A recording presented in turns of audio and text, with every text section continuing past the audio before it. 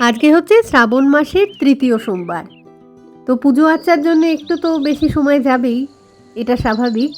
তাই জন্যই সকাল সকাল উঠেছি অনেকটা। তবে আমি রোজই সকাল সকাল তো উঠি। আজকে যে এক্সট্রা কাজটা মানে তাড়াতাড়ি পড়ে গেছে সেটা হচ্ছে স্নান করতে হবে। নয়তো অন্যদিন তো আগে ঘরের কাজগুলো কিছুটা এগিয়ে নিয়ে তারপরে স্নানের পাট চুকাই আর কি। তো আজকে সেটা হবে না। তো যাই হোক, সকাল সকাল ওয়েদারটা আজকে বেশ ভালো আছে। গতকাল কিন্তু এরকমটা ছিল না, মানে এত বৃষ্টি হয়েছিল আর সারাদিন এমন মেঘলা, কোথাও ঘুরতেও যায়নি। মানে সানডে আউটিংয়ে পুরো একদম মানে জলে ভেসে গেছে বলা যেতে পারে।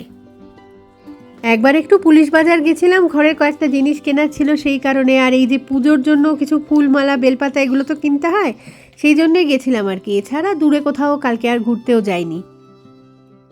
এই যে নানুর সাইকেল এখানে, আর আমি চললাম ছাদে। বারান্দায় যে কটা জিনিস টুকটাক মেলা ছিল ওগুলো শুকিয়ে গেছে দেখলাম, সেই কারণে আমি তুলেও রেখে এলাম। কারণ ওগুলো মেলা থাকলে না বাইরের আলোটা মানে ঢুকতে পারে না, কম ঢোকে আর কি, সেই কারণে ভিতরটা কীরকম অন্ধকার টাইপের লাগে। এখন না আমি ছাদে যাচ্ছি আসলে জলটা চেক করব বলে। ট্যাঙ্কে যদি জল থাকে তাহলে তো ঠিক আছে, সবাই তো পরপর এখন স্নান করব। আদারওয়াইজ জল না থাকলে না ওই স্নান করতেও দেরি হবে, তারপর পুজো আর্চা করতেও দেরি হয়ে যাবে। সেই কারণে একটু চেক করে দেখা। যদি কম থাকলেও জল, তাহলে সঙ্গে সঙ্গে কেয়ারটেকারকে একটু ফোন করে দেওয়া হবে, জল ভরে দেবে আধ ঘন্টায়। আমাদের এই ছাদটাকে না আগেও অনেক ভিডিওতে দেখিয়েছি, মানে এত কালারফুল লাগে আশপাশটা কি বলবো।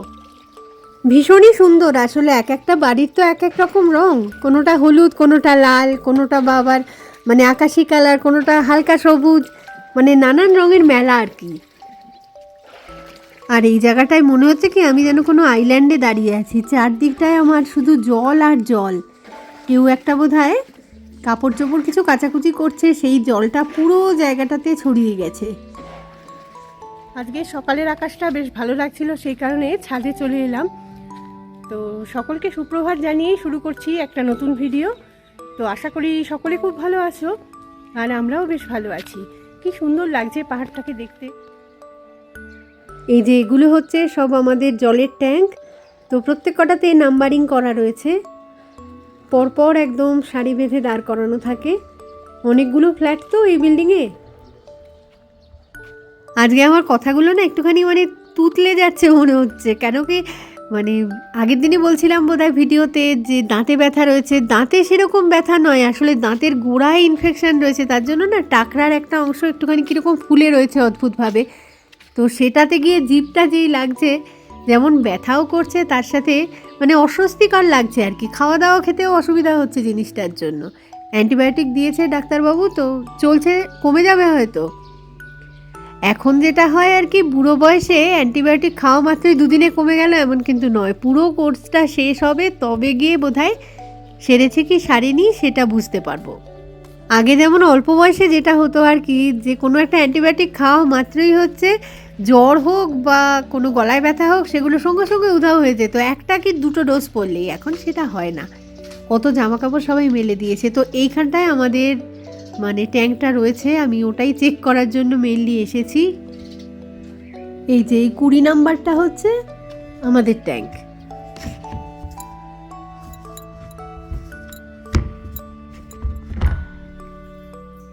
ঢাকনা তো খোলা গেছে, দেখি এবার জলের অবস্থা। ও বাবা, মাত্র 1 ঘাট জল আছে, মানে 1 বালতিও ভালো করে ভরবে কিনা তার ঠিক নেই।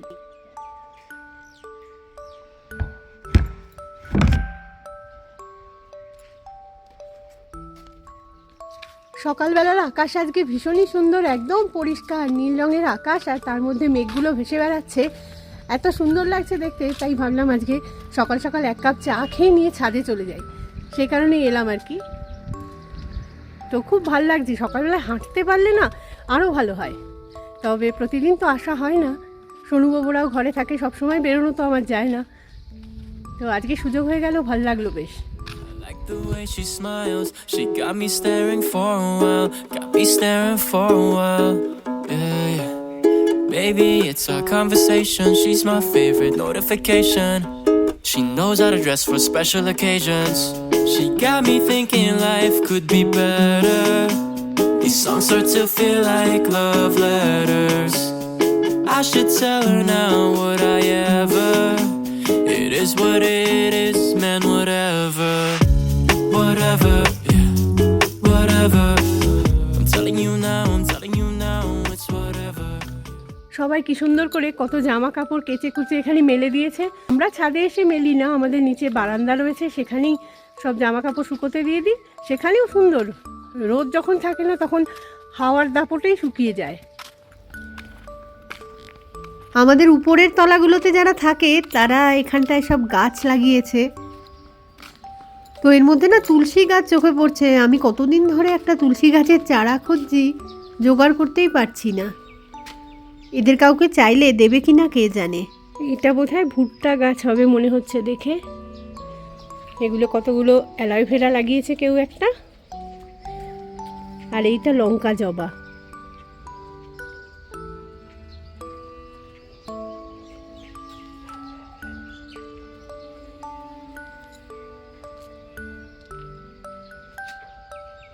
এই জায়গাটা সেই জলে অবস্থাটা এখনো অবধি রয়ে গেছে, পুরোটা জল আর কি শুকিয়ে যায়নি এত তাড়াতাড়ি।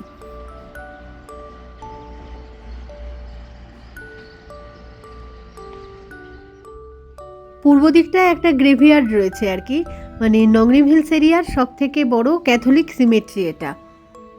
তো একদম আমাদের মানে ফ্ল্যাট বাড়ির লাগোয়া বলা যেতে পারে, মানে প্রায় একই পাঁচিলের এপারে আর ওপারে। অ্যাকচুয়ালি এই পুরো এরিয়াটাই এরকমই ছিল আর কি। এরপরে যখন প্লটিং স্টার্ট হয় তখন এই গ্রেভিয়ার্ডের অংশ কিছুটা কমিয়ে দিয়ে আশেপাশে সব প্লটিং করে করে ঘর বাড়ি উঠে যায়। একদম শুরুতে যখন এই বাড়িতে ভাড়া এসেছিলাম তখন না মানে বেশ ভয় লাগতো, মানে এমন এমন অনেকগুলো ঘটনা ঘটেছিল। যাই হোক, সেই নিয়ে পরে আলোচনা করব, আজকে থাক।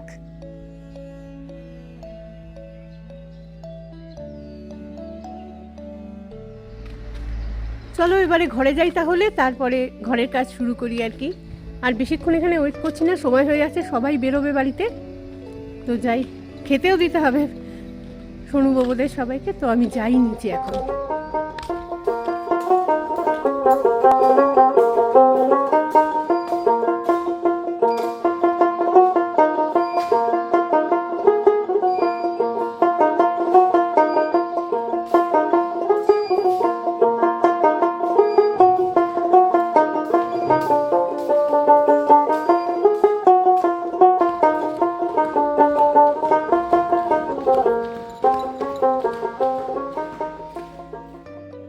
তো যাই হোক, এখন চলে এসেছি নিচে, আর অনেকটাই সময় কিন্তু গড়িয়ে গেছে, মানে 7:25 বাজে। তো কেয়ারটেকারকে ফোন করে বলে দেওয়া হলো যে জল ভরতে থাকো, কারণ নয়তো আমাদের দেরি হয়ে যাবে এবার। তো যাই হোক, স্নান করতে যাব, তার আগে একটু টুকটাক জিনিসগুলোকে ঠিক করে রাখছি। গতকাল জেল রোডে গিয়ে এই ঠাকুরের নিচে পাতার জিনিসগুলো কিনে এনেছিলাম, দুটো একটু ডিফারেন্ট কালারের নিলাম আর কি। আসলে আগে যেগুলো ঠাকুরের তলায় পাতা থাকতো সেগুলো না লাল রঙের, আর ওগুলো না কিনেছিলাম আমি কামাখ্যা থেকে। তো আমি ভাবতাম ওখানেই বোধহয় কম দামে পাওয়া যায়, দেখলাম জেল রোডে অনেক অনেক মানে হাফ দামে বলা যেতে পারে কালকে কিনে এনেছি।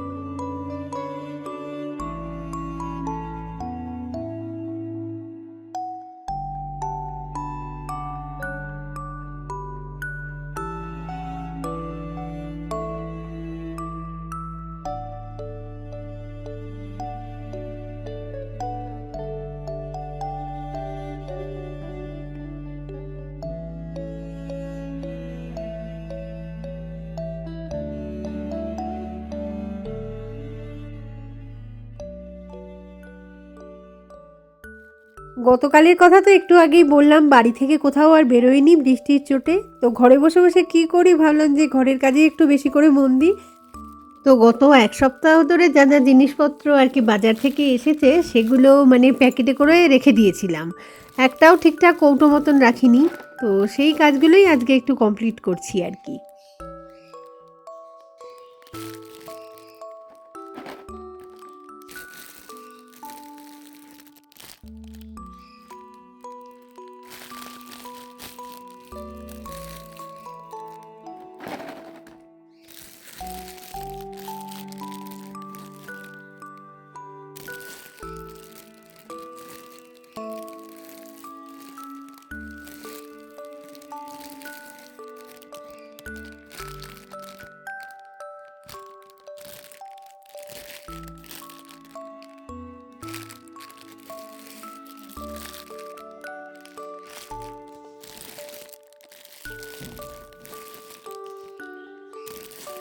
শুধু আমি যে একা কাজ করছি সেরকমটা নয়, মাঙ্কুর বাবাও হাত লাগিয়েছে। সয়াবিনের প্যাকেটগুলো কেটে কেটে সয়াবিনগুলোকে কৌটোর মধ্যে রাখার জন্য তাকেই দায়িত্ব দিয়ে দিয়েছি।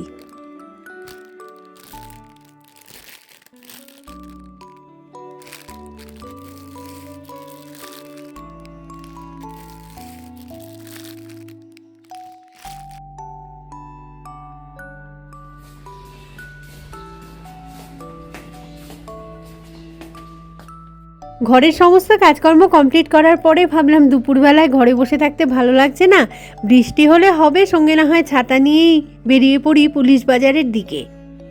টুকটাক কয়েকটা সবজিপাতি দরকার ছিল সেগুলো, তারপরে ঠাকুরের জন্য ফুল মালা বেলপাতা এগুলো সবই আর কি জেল রোড থেকে কিনলাম। তারপরে গেলাম দশকর্মার দোকানে, আর সেই দোকান থেকেই কিনেছি হচ্ছে ঠাকুরের তলায় পাতার ওই কাপড়গুলো।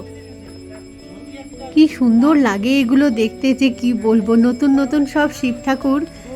তারপর অনেককে দেখছি কি থালায় ভরে শিব ঠাকুর নন্দী সব একদম সেট ধরে কিনে নিয়ে যাচ্ছে, কালকের পুজোর জন্যই হয়তো।